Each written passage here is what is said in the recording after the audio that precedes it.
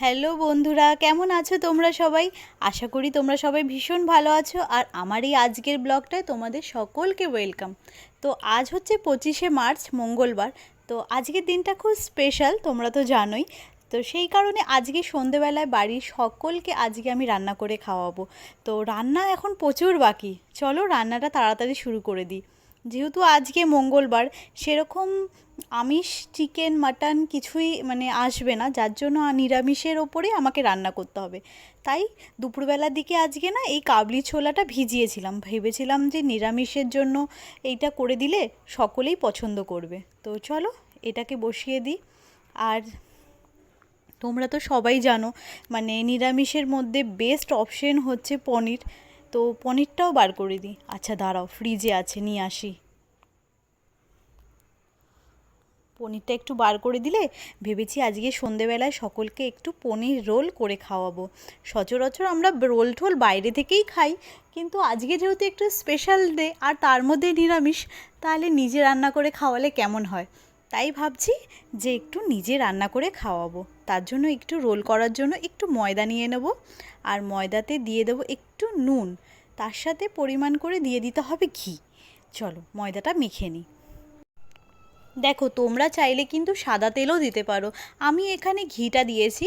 তোমাদের যার যেটা পছন্দ তোমরা ময়াম সেইভাবে দিতে পারো, কোনো সমস্যা নেই। আর হাজব্যান্ডকে ওখানে ফোন করেছি, বলেছি তাড়াতাড়ি আসতে। তো যেহেতু অফিসের কাজে একটু কি বলবো, মান্থ এন্ড ইয়ার এন্ড সবই রয়েছে, যার জন্য কাজের প্রেশারটা একটু বেশি রয়েছে। তো যাই হোক, বলেছে তাড়াতাড়ি চলে আসবে। তো কেক কাটিংয়ের আগে আমি চাইছি সমস্ত রান্নাটা গুছিয়ে ফেলতে। তো আজকে ভাবছি ডিনারে করব কাবলি ছোলা, আর তার সাথে করব একটু মালাই পনির। যে লুচি খাবে লুচি, যার রুটি খাবে রুটি, তার দুটোই অপশন রেখেছি। তারপরে হাজব্যান্ড ওদিকে ফোন করেছিল, বলল যে একটু মিষ্টি নিয়ে আসবো, একটু কোল্ড ড্রিঙ্কস নিয়ে আসবো, আর তার সাথে বলল যে কেকের সাথে কি দেওয়া হবে। তো আমি তো সেরকম ব্যবস্থা কিছুই করিনি, ভেবেছিলাম রোলটাই দিয়ে দেবো। কিন্তু ও ফোন করে বলল যে কোনো ব্যাপার নেই, আমি একটু সিঙ্গারা নিয়ে আসবো, যেটা কেকের সাথে সবাই মিলে খাবো। তো ব্যাস, আর কি বলেছি, বেশ ভালোই জমে যাবে তাহলে। চলুন, কথা বলতে বলতে ময়দা মাখা হয়ে গেছে। এবার রোলের ভেতরের পুরটা তৈরি করতে হবে। তার জন্য আমি এখানে ব্যবহার করেছি ক্যাপসিকাম, তার সাথে আমি একটু কাঁচা লঙ্কা দিয়েছি, আর একটু তার সাথে পেঁয়াজও দিতে পারো তোমরা, যেহেতু আমার নিরামিষ। তার মধ্যে এখানে আমাদের বাড়িতে নিরামিষের মধ্যে তোমাদের আগেই বলে রাখি, পেঁয়াজ আমরা মোটামুটি নিরামিষের মধ্যে খেয়ে থাকি, তো আমরা সেটা পেঁয়াজটা ব্যবহার করেছি। আর যারা তোমরা সবাই পেঁয়াজ খায় না, তো তাদের জন্য বলবো যে প্লিজ তাহলে পেঁয়াজটা ইউজ করো না। আর তোমরা এতে কেউ বাজে কিছু মন্তব্য করো না, সবারই নিজের পছন্দ নিজের চয়েস থাকে। তো সেই হিসেবে আমি আমারটা বললাম, তোমাদের যেটা ভালো লাগে তোমরা সেরকমভাবে করতে পারো। তো এখানে পনিরগুলোকে কিউব আকারে কেটে নিতে হবে, একদম গুঁড়ো করলে চলবে না। খুবই সিম্পল, খুবই ভালো। ইভেন আমি তো বলবো চিকেন রোলের থেকে পনির রোলের টেস্টটা অনেক বেশি, অনেক বেশি। আর আমার ছেলেকে ওখানে পড়তে বসিয়েছি ম্যাডামের কাছে। যতক্ষণ ও পড়ছে ততক্ষণ তাড়াতাড়ি কাজগুলো গুটিয়ে নিই, নাহলে না ভীষণ দেরি করে দেয় কাজ করাতে। তো এখানে দেখো পনির ম্যারিনেশনের জন্য জিরে গুঁড়ো, ধনে গুঁড়ো, লঙ্কা গুঁড়ো দিয়ে পনির গুঁড়ো সব দিয়ে দেবো। তারপরে এতে দিতে হবে যেটা খুবই ইম্পর্টেন্ট, তাতে একটু দই। দই দিতে হবে যাতে ওর ফ্লেভারটা আরেকটু ভালো আসে। আর তার সাথে আমি এখানে ব্যবহার করেছিলাম একটু হাফ লেবু, পাতিলেবু। পাতিলেবু যদি তোমাদের কাছে থাকে অবশ্যই সেটা দিতে পারো, সেটা ভীষণ ভালো টেস্ট হয়। আর নুন তো রয়েছেই, স্বাদ অনুসারে নুন দিয়ে দিতে হবে। দিয়ে সব কিছু ভালো করে ম্যারিনেশন করে তোমরা পারলে আধ ঘন্টা রেখে দিতে পারো। আমার কাছে সময় ভীষণ কম, আমার একদমই একদমই সন্ধ্যের দিকে করছি, ওখানে আমার ছেলেটাও পড়ছে, আমাকে খুবই চটজলদি কাজ করতে হবে, যার জন্য আমি সেরকম রাখতে পারিনি, 10 মিনিটস রেখেছিলাম। তোমরা যদি এটা হাফ অ্যান আওয়ার রাখতে পারো, ওয়েল অ্যান্ড গুড। তারপরে দেখো, ব্যাস এইগুলোকে সব কিছু ম্যারিনেশন করে কড়াইতে দিয়ে দিতে হবে। আর ওদিকে যেই হারে কাজ হয় সেরকম তো জানো তোমরা, কিছু তৈরি করতে গেলে বাসনও পড়ে যায় প্রচুর। তো সেখানে বাসনেও তাড়াতাড়ি করে এদিকে একদিকে বাসনও পরিষ্কার করছি, আর এদিকে একদম রান্নাটাও করছি। দেখো তোমাদের সাথে কথা বলতে বলতে ব্যাস এই ছোলাটাও হয়ে গেছে। ছোলাটা নাবিয়ে পনিরের স্টাফিংটা ওইদিকে বসিয়ে দিয়েছি। দেখো এইভাবে বসানো হয়ে গেছে। এবার জাস্ট রুটিটা করব, পরোটা আকারের বেলে রোলের এটা দিয়ে দিলেই হয়ে যাবে। তো চলো আর বেশি কথা না বলে ওইটাও স্টার্ট করে দিই। আর এখানে দেখো এইটার তো রোলের একদম স্টাফিংটা রেডি হয়ে গেছে। ভাবছি কেক কাটিংয়ের পর একদম গরম গরম সবাইকে পুর ভরে একদম রোলটা তৈরি করে দিয়ে দেবো। তো চলো ময়দাগুলো ভাবছি বেলে একদম সেঁকে রেখে দিই। প্রায় আমার রান্নাটা একদম শেষের দিকে, কারণ হচ্ছে ময়দার কিছু তৈরি করতে গেলে রুটি লুচি যেটা কনস্ট্যান্ট দাঁড়িয়ে করতে হয়, আদারওয়াইজ যে কোনো তরকারি বসিয়ে এদিক ওদিক করে আরও অন্যান্য হাতের কাজগুলো তো করাই যায়, সেরকম সমস্যা হয় না। এই ময়দার কোনো কাজ হলে লুচি রুটি বা যেটাই হয় আর কি, সেখানেই একটু আমাদের দাঁড়িয়ে করতে হয়। ব্যাস খুব একটা নেই, বাইরের তো কেউ নেই, শুধু বাড়িরই কজন, তো বাড়ির আর কটা লোক, তো সেরকম সময় আশা করি লাগবে না। আর হাতে একটু খানিকক্ষণ আর সময় আছে। দেখো ভেবেছিলাম যে অনেকটা সময় লাগবে, কিন্তু যখন রান্নায় বসি না বেশিক্ষণ সময় লাগে না। আর যেহেতু আমি রান্না করতে ভালোবাসি, তো আমার রান্না করতে বেশ ভালোই লাগে।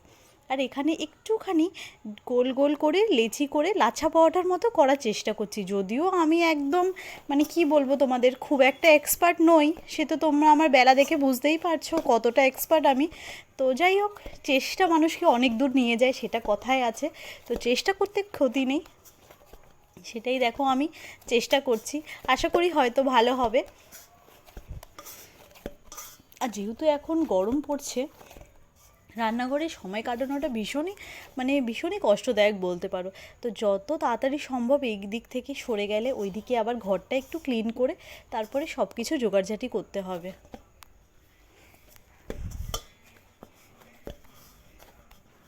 তো যাই হোক দেখো, ব্যাস এখানে আমি একটু হালকা হালকা তেল দিয়ে তারপরে জাস্ট নামিয়ে দেবো, পুরোটাই সেঁকবো না, কারণ যখন আমি গরম গরম রোল আর কি করে দেবো তাদেরকে সবাইকে, তখন আমি এই পরোটাগুলোকে আরেকবার সেঁকে নেবো, তাহলে ওটা পুরো টোটালি 100%ও হয়ে যাবে, প্লাস ওতে আমার পুর ভরে দিতে একদম গরম গরম, কারণ ময়দার জিনিস রেখে দিলে সেটা সেই স্বাদ থাকে না যেটা গরম গরম হয়, সেটা মানে আমার একদমই ভালো লাগে না। সেই কারণে আমি ভাবছি জাস্ট একটু হালকা এদিক ওদিক করে সেঁকে নামিয়ে নেব।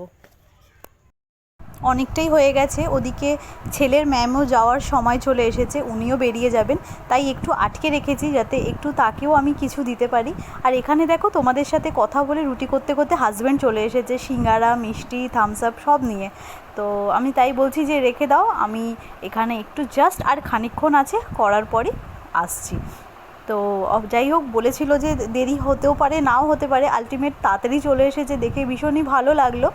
আর তোমাদের কি বলবো বন্ধুরা, মানে এই যে আমি রান্না করছি, আর তোমরা তো সবাই জানো আমার এই বাড়ির সামনে পুকুর, জানি না মনে হয় কিছু মাছ হয়তো কোনো কারণে কোনো সারের জন্য, মানে সেটা হয়তো কোনো কারণে মাছগুলো মরে গেছে। আর যেহেতু পুকুরের গা ঘেঁষে বাড়ি, প্রচুরভাবে মানে এত অস্থির গন্ধ ছাড়ছে, দাঁড়াও একটু বন্ধ করে দিই, মানে এত অস্থির গন্ধ ছাড়ছে যেটা একদমই টেকা যাচ্ছে না। তো মোটামুটি দেখো সব কাজগুলো কমপ্লিট করে ফেলেছি। আর এই গন্ধ পুকুর পাড়ে থাকা যতটাই ভালো, ততটা এরকম মানে কষ্টকর জিনিসও আমাদের সহ্য করতে হয়। তো দাঁড়াও, মানে প্রচুর পরিমাণে গন্ধ ছিল, দাঁড়াও একটু কেকটা নিয়ে আসি, কেকগুলো সব গুছিয়ে দিই, ব্যাস মোটামুটি সব কাজ শেষ। আর ওদিকে তো তোমাদের দেখালামই পরোটাগুলো রেখে দিয়েছি, কেক কাটিংয়ের পর সবাইকে একদম গরম গরম কেকের সাথে সার্ভ করে দিয়ে দেবো। চলো আমি রেডি হতে যাব, তাড়াতাড়ি করে রেডি হয়ে নিই, রেডি হয়ে একদম কেক কাটিং করার সময় তোমাদের সামনে আসছি।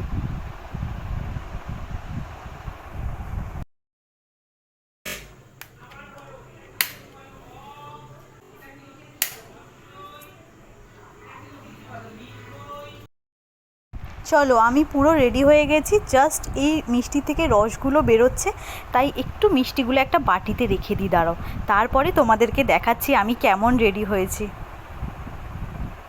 চলো, তো দেখো তো তোমরা কেমন লাগছে আমায় অবশ্যই জানিও এই ড্রেসটা পরে, এটা আমার ড্রেসটা হচ্ছে বার্থডে গিফট।